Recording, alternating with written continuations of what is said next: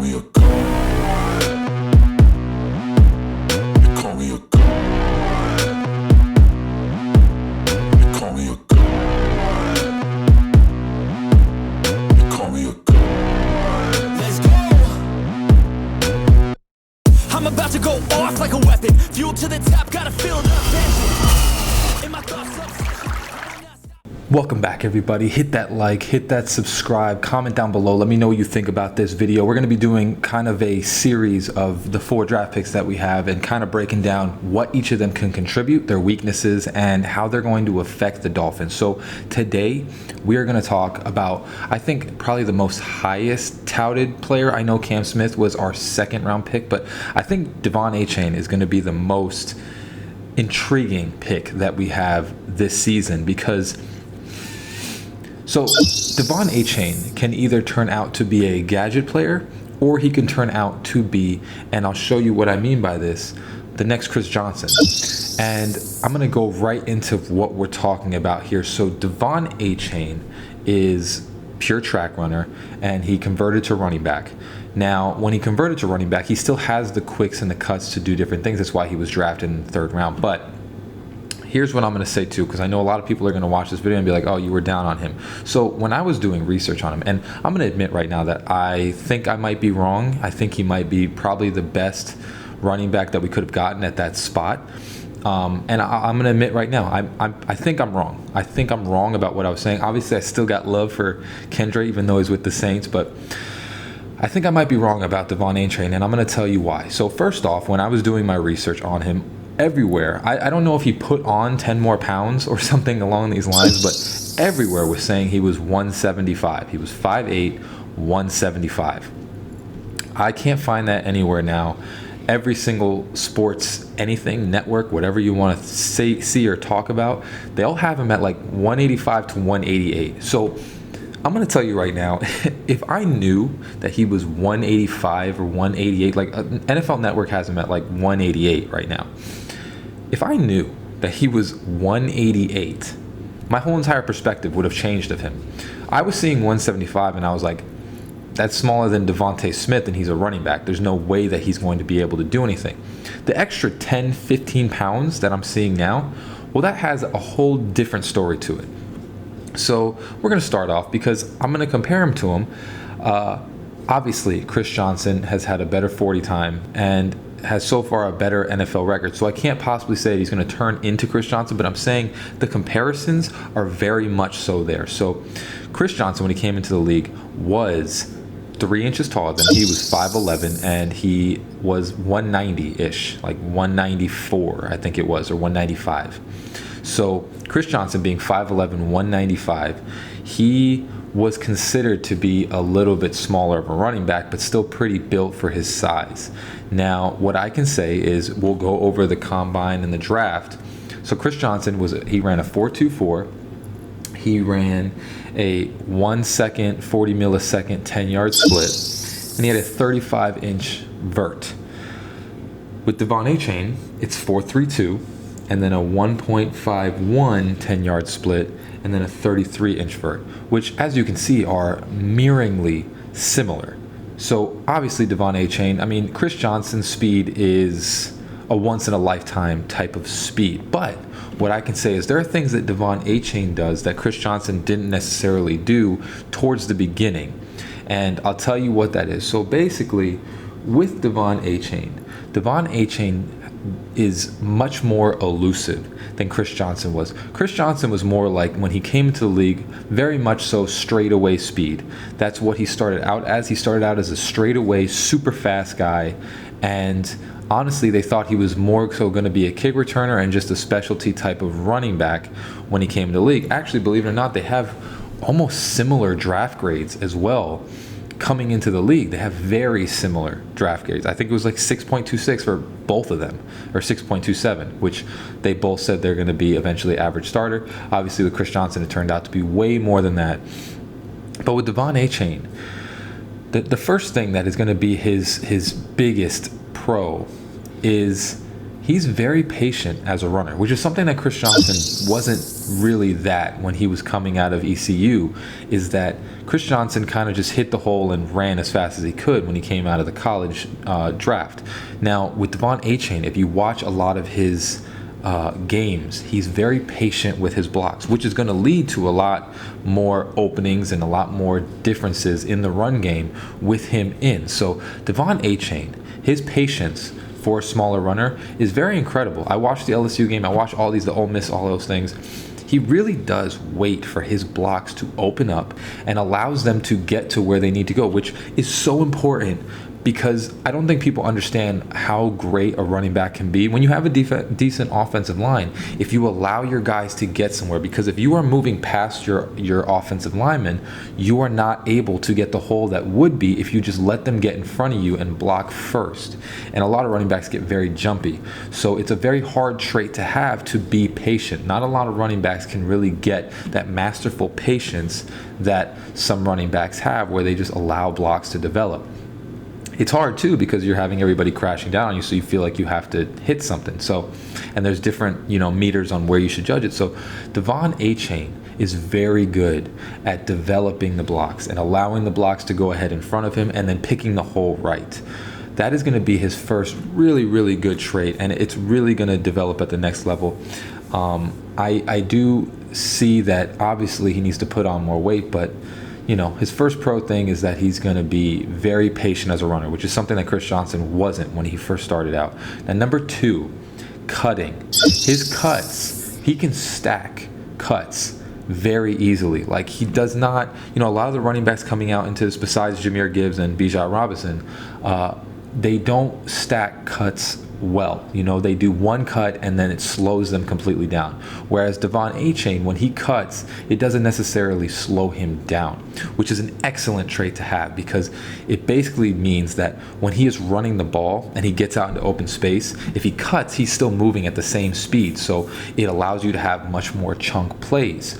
And what that does as well is it puts pressure on the defense to have to collide onto Devon Achane, because he can move around you. So, the thing with him is that when he cuts, it looks so effortless, but he just speeds up, and that's that track speed. And it's another one of his biggest pros, is that his track speed will come out because he can cut very quickly and then just burst right out of the line, which, again, is something that Chris Johnson, when you looked at him, Chris Johnson was good at cutting, he was good at that, but Chris Johnson coming out of ECU, the thing about him is he didn't learn things until later on in his career. That's why it took him a little bit. It took him a couple of years, just like Derrick Henry, just like most running backs. But he did not have the cutting ability that Devon Achane does. So sometimes when you have track runners, they don't necessarily become good at being football players. And that's the difference with Devon Achane, is that he's a track runner, but he also became very good at being a football player, which means that he can cut very well. He does a lot of football traits. He's not just a up and down runner, which a lot of times what happened to people that are in track that do football is they're more straight line speed versus actually being able to be agile and elusive. So that is one of his biggest pros, is that, again, he is able to cut and move in directions very easily and not slow himself down, which is crazy because he also runs a 4.32. Now, the third thing, which I think this is the reason why he's going to fit into the Dolphins offense so naturally, is that he brings an element that none of our running backs are able to do. And what that is Devon Achane is a very good pass catching running back, which not only does that mean that he can catch the ball out of the backfield or all these different things, but when you look at the Dolphins offense, and I think people need to really look at this with a different perspective, is when you look at the Dolphins offense, we are not using big players. What we are using is speed and manipulation and movement. Well, what that does is, with Mostert and Jeff Wilson and Salvon Ahmed or whoever we had last year, this is what Chase Edmonds was supposed to be, because Chase Edmonds, out of all of those running backs, was the guy that could do this. Now we have an even better Chase Edmonds in Devon Achane, which what it is you can now not just move Tyreek, not just move Jalen Waddle, not just move Braxton Berrios, but now you can move Devon Achane because he has the ability to play in the slot, he has receiver hands, and he also has the manipulation to be able to get off of press. So So you can now move Devon Achane throughout the field, which is going to open up something that is nuts. That, I mean, it honestly, now that I'm looking at him, obviously, like I said, 175, I was like, whoa, this guy is way too small to take in the second round. You got him in the late third round, and now I'm seeing he's like 188. You can now move Jalen Waddle in motion, move Devon Achane, move Tyreek Hill. You can move all these different players so that nobody can get set on who's what.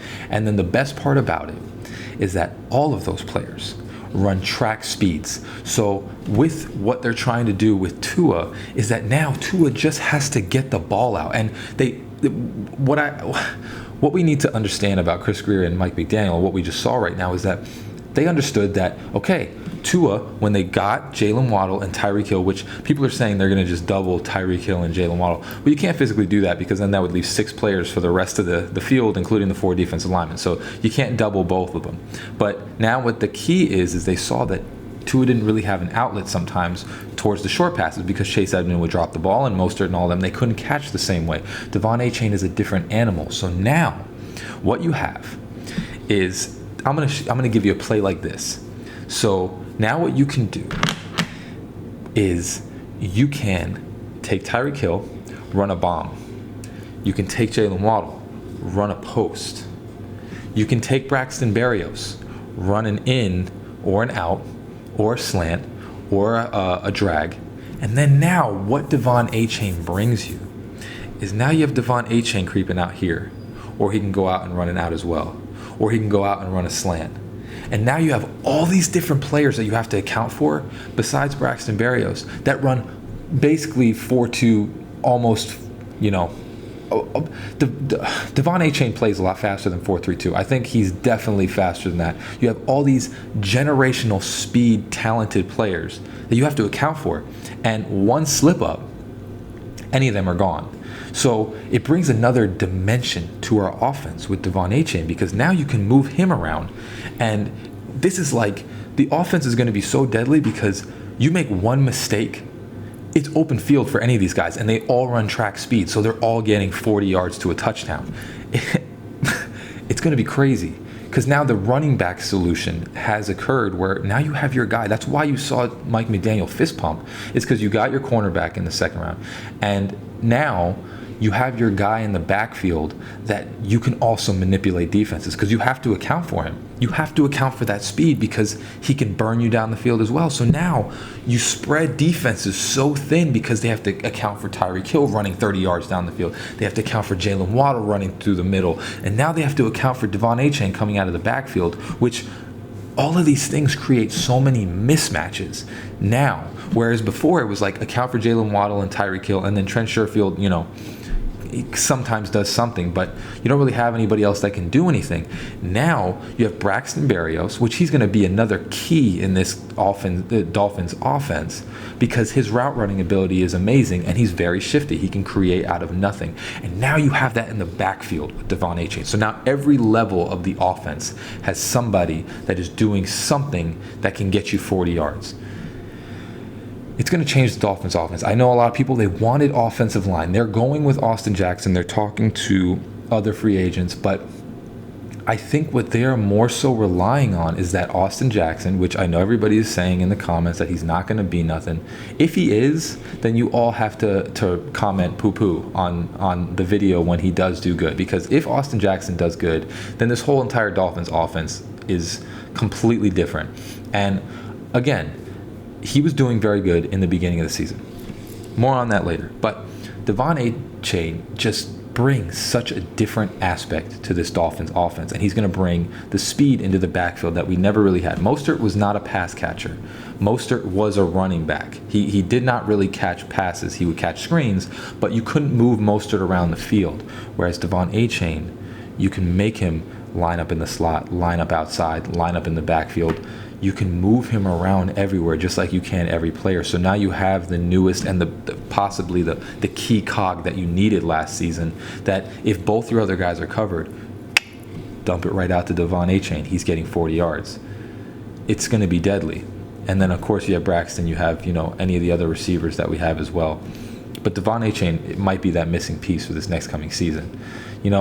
gain a couple more pounds. I think he's going to. I think he'll be like 195-ish, 196, you know, maybe when he, hopefully, personally, it would be great. If he hit 200, awesome. And then you give him some years to gain the bulk and maintain the speed, and you got yourself a running back, and you got the most explosive one out of this draft, to be honest. You know, Zach Charbonnet and Kendre Miller is really good too, but the most explosive is probably going to be Devon Achane if he gets that weight up and becomes a running back that you can go with. And honestly, the comparisons are much as well to Chris Johnson. He has a lot of comparisons to Chris Johnson, and you see why. A lot of the things are similar. You know, obviously the speed's a little faster with Chris, but Devon Achane can do something great if we put him in the right spots, which I think they will. He can be a really, really great addition to this offense and probably unlock the deadliest part of it, where now the backfield is fast. It's going to be awesome. But as always, hope you like this video. Hope you have a great rest of your day. Fins up. Peace.